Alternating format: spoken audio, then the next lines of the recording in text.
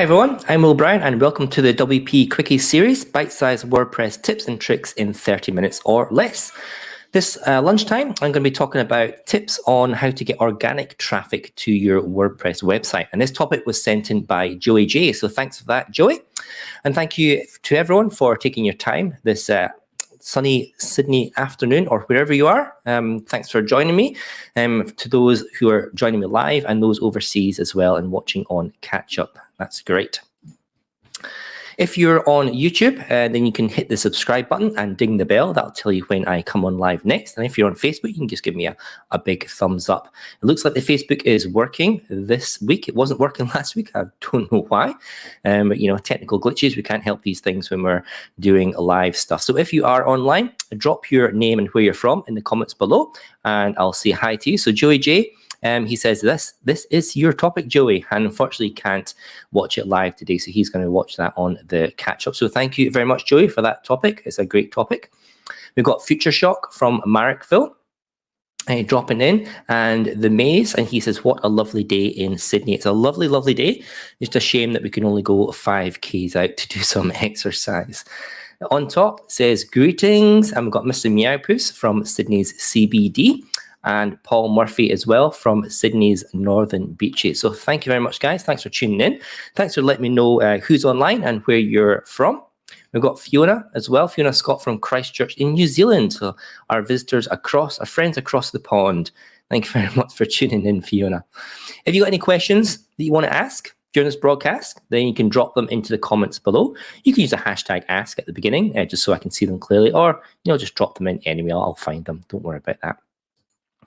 Okay, so today's topic is on organic traffic tips. So let's get stuck in.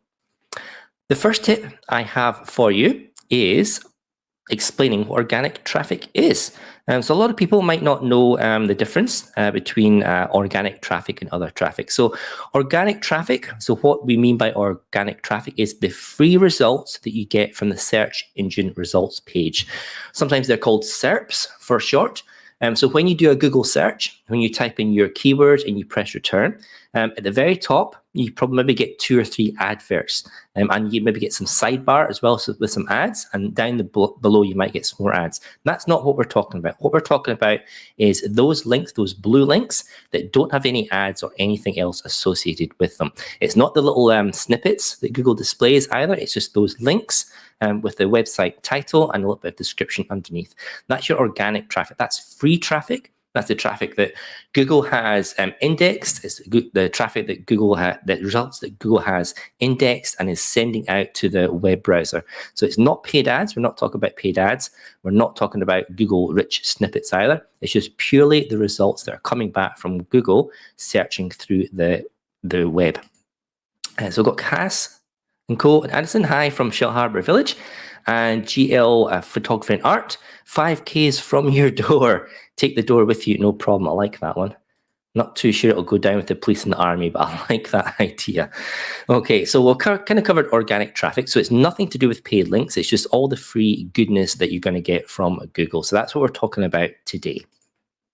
So my first tip is to optimize for your niche and not for search engines. Now, this is my top rule. So the top rule to increase your organic traffic is to write your content as if you're talking to a person. So forget about the search engine. Write as if you are directly talking to one of your target audience members right there and then, and have a conversation with them. Search engines, and when I talk about search engines, I'm really talking about Google because it's got the dominance for there. They prefer content that appeals to humans. And they're very, very good. The AI, the artificial intelligence behind the indexing is very, very good at spotting conversational text nowadays. So it's been doing that for the past 3, 4, maybe 5 years. So way back in the beginning of Google, you would stuff all those keywords in and Google would be purely just finding all those keywords and then showing probably the websites with the most amount of keywords in there. But then that got ditched and it went for more informational content, more relevant content.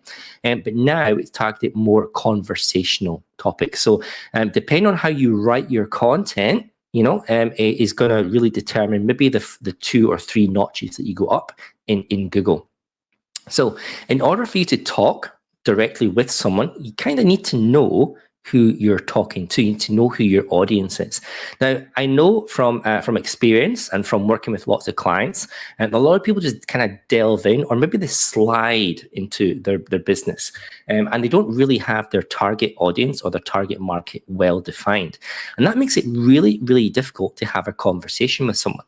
So if you're thinking about it, if you knew exactly who you were talking to, you knew the types of people that are going to buy from you, that are going to want your content, and if you are in that room of those people, it's easy to strike a conversation because you know what they're looking for. You can talk to them in their own language. You can understand their problems. You can relate to them. It's easy to have a conversation. If you're at a football stadium, a soccer stadium, and you just pick someone random out of the stalls and have a conversation, that's going to be kind of difficult because you don't know them, you don't know who they are, you don't know what they want. It's really, really difficult. So really your kind of key takeaway from this whole presentation here is to be able to speak, to be able to write to people that you know. So you really should have in your business, you should have already defined your target audience. You should probably have, or you should have at least one buyer persona that's written down. And by buyer persona, I mean your ideal customer. So you know who they are, their likes, their dislikes, their age, their location, really kind of hang around on social media, and what they really want from life, what are their main problems. So you should have one of those defined. It doesn't have to be super complex, but just something that you can hone and understand who you're talking to for that. From that, you'll be able to understand them. You'll be able to strike up conversations with them that really, really kind of they can understand that they want to have that conversation with you, rather than just writing content for the sake of it. You're actually writing content specifically for who they are, for those people, and that is going to get you huge bonus on SEO over the people who are just writing pure content and just putting content out there. Unfortunately, there's a lot of people doing that just now, just writing content, belting it out, hoping that people will like it and read it. But that's really, really difficult to do. Defining your target audience, defining your target market, knowing exactly who you're talking to, allows you to have that better conversation and that better content that you're writing to. It's going to strike well with them. They're going to understand it. They're going to relate to it. And they're going to spend longer on your website reading articles because it means more to them. And all those little factors that build up was going to allow Google to recognize that people are really engaged in your content. And that's going to really drive your SEO for that. So that's my top tip, is when you're writing content, write it for your target market, and write it as if you're actually having a conversation with that person one-on-one. So my next tip is blogging regularly. So having a content schedule and calendar allows you to build up great quality content focused on the content for your website. So the more content you have on your website, of course, the more opportunities that there are for increasing your search visibility. And dynamically changing websites, they generally rank better than those left to stagnate over time. Now, so if you're writing more content, the more content you have, the more chances you're going to have keywords that Google is going to be able to pick up for. So definitely blog regularly. Put it into your content schedule. Make sure you spend a little bit of time every week, every couple of weeks, even if it's once a month, and you'll build that into your calendar to make sure you're actually writing that content and publishing it. And not only will people get to understand your content schedule and they'll be expecting content and waiting for content, but you're building up, you're stacking that content that Google is going to start indexing. And over time, you're going to build more and more content, more and more opportunities for Google to index and display your information to your website. Okay, I've got a couple of questions here. Let's see. Geophoto says, "Oh my gosh, do you mean we actually need to know our clients?" A new concept in business. It is. And Geophotography and Art, you'd be surprised at the number of people who just jump in and create content and don't actually have a target market or target audience, and they're wondering why they don't have that engagement there. So it's a really important step that a lot of people kind of hop over, especially if you're sliding from maybe kind of part-time or a side gig into kind of more full-time freelancing for that. RP says, please add later the text format of this review. I'd like to familiarize with the concept. Yep. So what I'll do is I'll publish all these slides and all the links I mentioned in these. I'll put them underneath the video. So where you're watching just now as a comment. So you'll be able to get the presentation and all that stuff there. The May says, are you able to point us to what you mean by conversational, i.e. good and bad examples? Our site is mostly topics and articles, but written conversationally. That's a great question. So this is basically, you're talking about the flow of the chat. So if you were chatting to somebody conversationally, and maybe you're chatting, maybe it is about search engine optimization, and you're talking about this person, you're talking about how to rank and keywords, long tail keywords and stuff, and then suddenly you talk about the moon, okay, and how glorious the moon is, and how far away it is, and how it's got less gravity, and then you start talking about swimming pools, right? Okay, that's a disjointed conversation. They're going to be, what? And that's what Google is looking for. Google is looking for a disjointed conversations, and it's probably going to mark them lower, because what it sees is people pasting information in, trying to kind of build up, maybe like keywords or stuff. So when people are focusing more on keywords and key phrases, they're trying to hit all those keywords, hit those keyword phrases, because they think that's going to help them rank. But Google is very good at seeing that as a disjointed article. There's no harmony. It's like you were speaking to somebody and you're kind of going off on a little bit of a weird tangent. And they're like, this is not kind of gelling with me. So that's what I mean by conversational, like a pure thread conversation that you would have with somebody that works properly, that the flow is correct for those. So that's a great question. Thank you very much for that question. That's great. Okay, let's move on. My third tip, or another tip, is to write better than your competitors. Now, most of the SEO tools like Ahrefs or SEMrush or any other ones, Ubersuggest, which is one from Neil Patel, they're going to allow you to perform something called competitor analysis to see who is top dog for the particular keywords that you put in. Now, have a look to see which content your competitors rank high for those keywords, the same keywords that you want to. And then if appropriate, write your own unique content on that topic, filled with more useful and more up-to-date information than the top 1, 2, or 3 articles.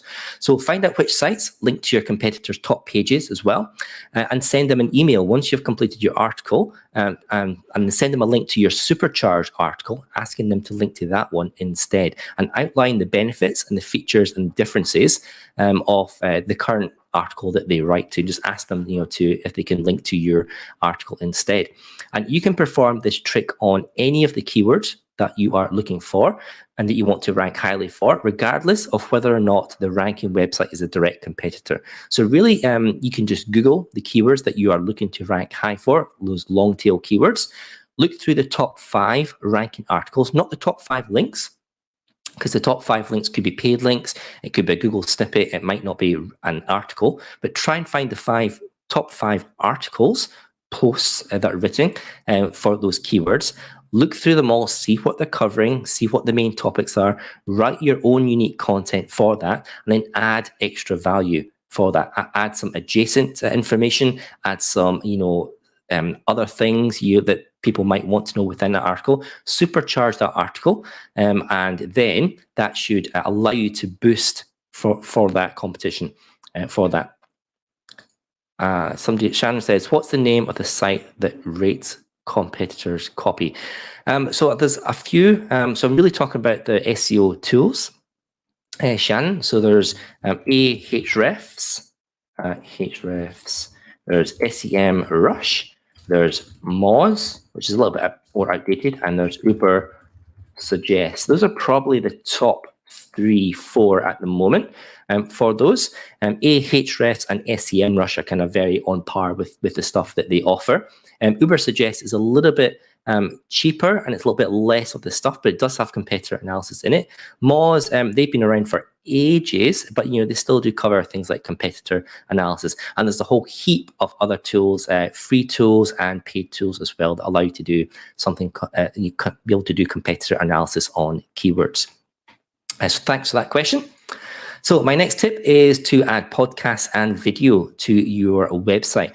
Now, podcasts and video, they are being consumed at a rapid rate, well ahead of written blog posts at the moment, depending on niche, but in general, there's been a surge in podcasts and a surge in video consumption by users.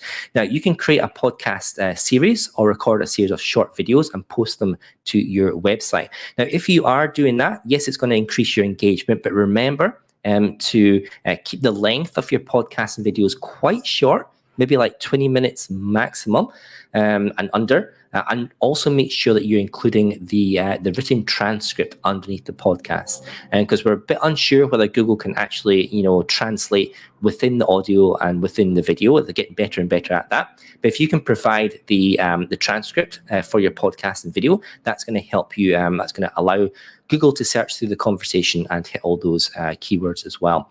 Now, if you don't have time to transcribe them yourself, there's a great company called rev.com, and they can transcript podcasts and videos. And I think they do it by the word or by the minute. I think it could be by the minute.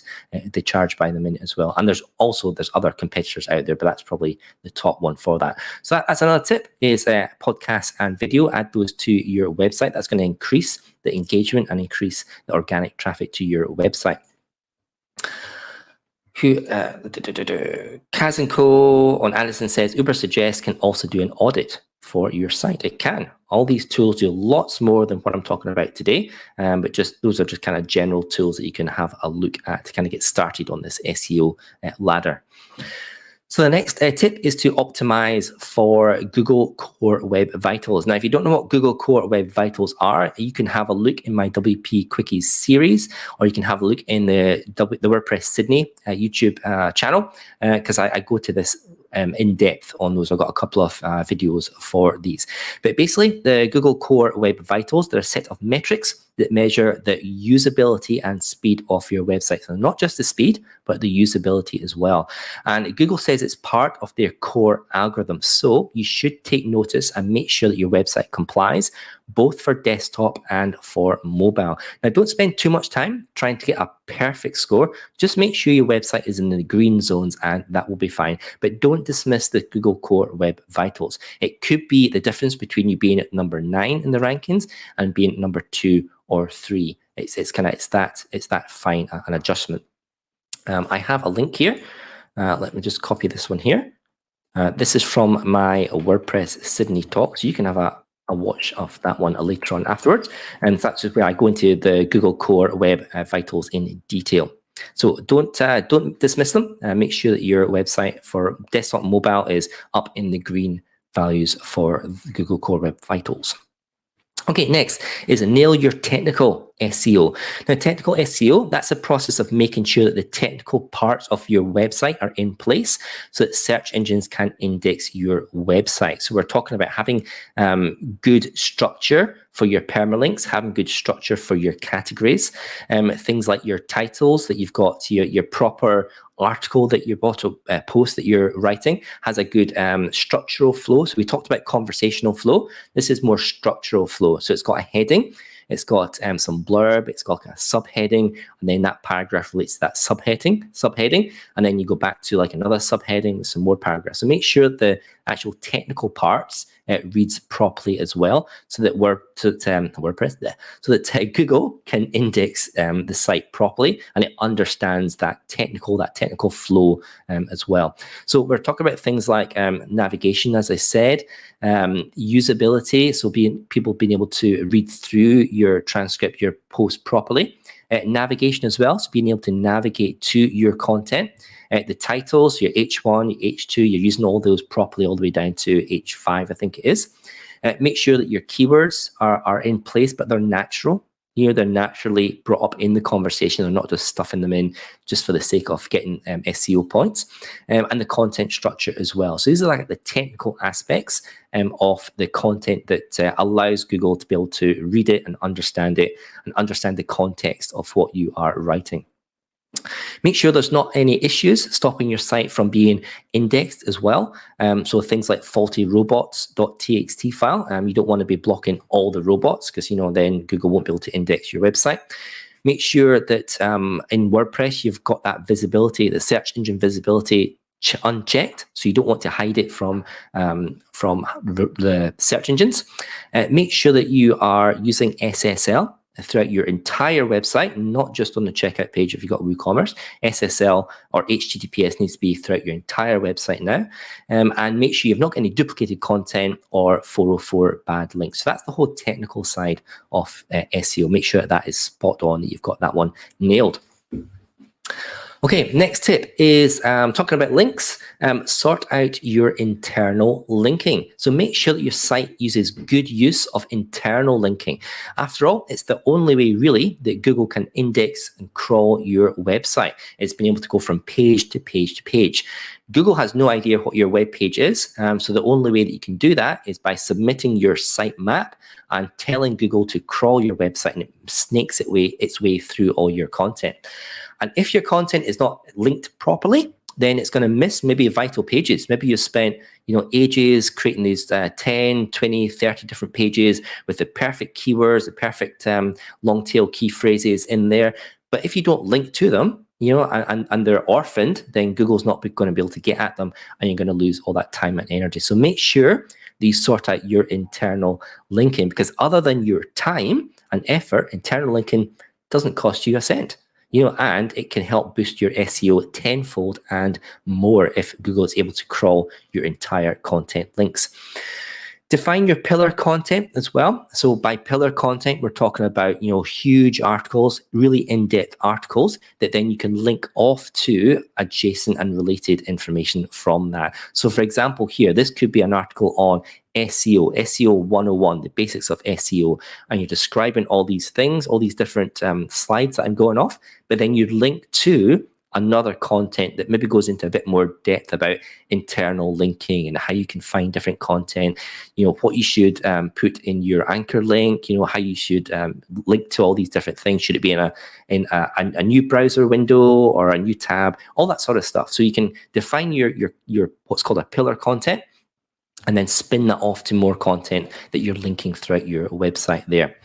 Now, if you are using the pro version of Yoast SEO, so that's the paid version, it comes with an internal link suggestion side widget showing content links that could relate to your current post. That is quite useful for that. I found that useful when I was using Yoast SEO. Otherwise, most people would keep a Google spreadsheet or an Excel spreadsheet of all the content on their website.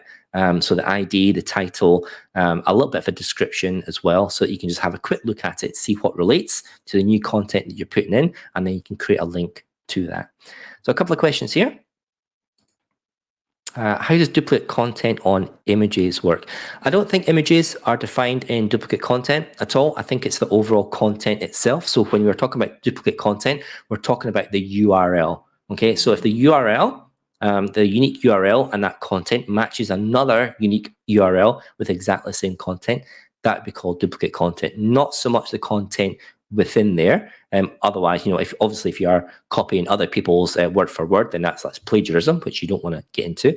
But for duplicate content, we're really just talking about an article, a post level. The May says, we still use page numbers in URL links rather than text. Is that a problem for SEO?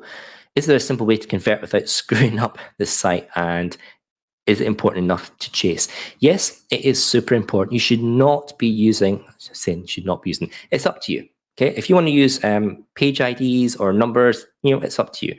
But from an SEO point of view, you're going to lose a lot of SEO juice from that, because Google really does look at the URL and it tries to match the URL with what the content is about as well. So it's like a semantic link. So if you've got a URL that says P equals 314 for page ID equals 314, and you're talking about mashed potatoes, is it better to have a URL link that says the benefits of eating mashed potatoes, and then you've got an article on the benefits of eating mashed potatoes? Yes, you're going to get higher SEO for that. As far as a simple way to convert up without screwing the website would be for redirection. Okay, so if you want to change your ID numbers to your text-based permalinks, then you need to put some redirection in place. So if you've got a URL link /p=456, then redirect that p=456 to / the benefits of eating mashed potatoes, for example. So that's the way you do that through redirection, and therefore you're not going to lose any of that existing SEO that you've built up on that existing URL, because Google will then see that you've redirected that to a new URL, so it's not going to lose all that SEO. It's going to carry it forward, and eventually it'll update its index, so it'll lose those numbers, and it'll just be that new URL title for those. Lots of questions here. Okay, RP says, write an article. What a customer should know after. What a customer should know so that after we have created a site for him and transferred it to the customer's management. So, next one, that he does not abandon it and consistently engage its maintenance and improvement so that the site would be useful in the future. Yes, so write articles that people actually want to read, I think is what they're saying there. Last question I'll do before I move on. Shannon, can you repeat what you said about the Yoast linking function, or how best to populate a Google spreadsheet with all the content for future internal linking? I guess, Shannon, that would kind of be a talk on its own, but I do have a graphic here, and I'll just make it a little bit bigger. There we go. So if you're using Yoast and you pay for the Yoast Pro, when you're writing a blog post, when you've kind of finished the rough draft of it, you save draft, if you look to the side or down in the Yoast area, you'll see this little bit here, and it says internal linking suggestions. And what it does is Yoast has its own algorithm, and it looks through the web post, the blog post that you're currently writing, and then it will list down some suggested links that you can link into the content of your blog. So these are existing posts that are in your WordPress website. Yoast pulls around and says, well, these ones might be quite useful to your content that you're writing for just now.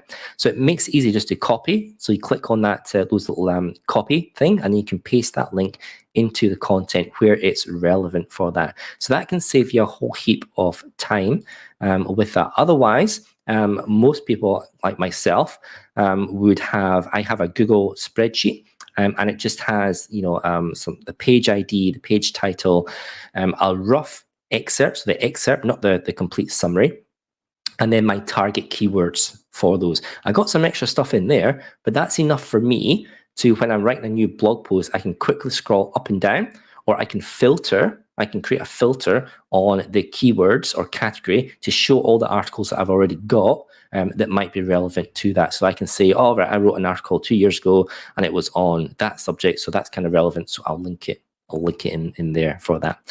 I don't know if any tools off the top of my head that does that any better than the Yoast SEO. There could be specific plugins out there, but I definitely know that Yoast has that feature because I used Yoast Pro for quite a while before I moved over to SEO Press, and unfortunately they don't have that feature, so I kind of rely back on my Google spreadsheet for that. That was a great question there. I'm going to move on a little bit, and I'll try and circle back to some of the questions, but we're getting on. We're almost at half an hour. So let's go to some more tips. So this is another tip: optimize your existing and old content. So what pages? Have a look at what pages, and this is using your SEO tools. Have a look at what pages are coming up on the second page of the search engine results pages on Google. So these are the ones that are coming between number 11 and 20. So what can you add to those values of those pages? What can you add to the content that pushes them up to the first page? Those are probably your easiest ones to try and target. If you're looking to get more organic traffic, being on page number 2 isn't so good, but being on page number 1 is. So have a look at that content that's appearing on the page 2 of Google, and you can do that from within pretty much any SEO tool. For those keywords, it'll tell you which pages you rank on Google. So are they out of date? Are there some new features that whatever you're writing on, you could include? And what do the articles on the first page of the search engine results pages have that your content is missing? And can you use that to improve yours? So it's easier to push an article that's on page 2 of Google to page 1 than it is to push one that's on page 10 or not indexed up to page 1. So maybe try and target those ones. First, optimize your existing old content for those. Next tip is optimize for image search. So image search is absolutely huge. And while you may not be in the business of directly selling images, any images that appear in the Google search engine result pages can really boost your SEO. People can then click through to your main article. So some image tips are adding your keyword to the image file names themselves, making sure that the title and the alt attribute is set, using relevant images within the proper context of your articles, and adding relevant captions as well, which can really help Google understand what that image is within the context of your article. Okay, another tip is to remove toxic links.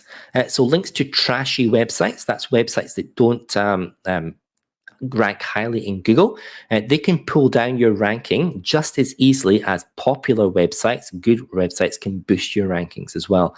And a lot of people forget to do this stage. Now, any decent SEO software tools, and the ones that I've mentioned before, SEMrush or Ahrefs, they'll give you a report on the backlinks of your website along with the PR, the page rank value of those links that are linking to your content.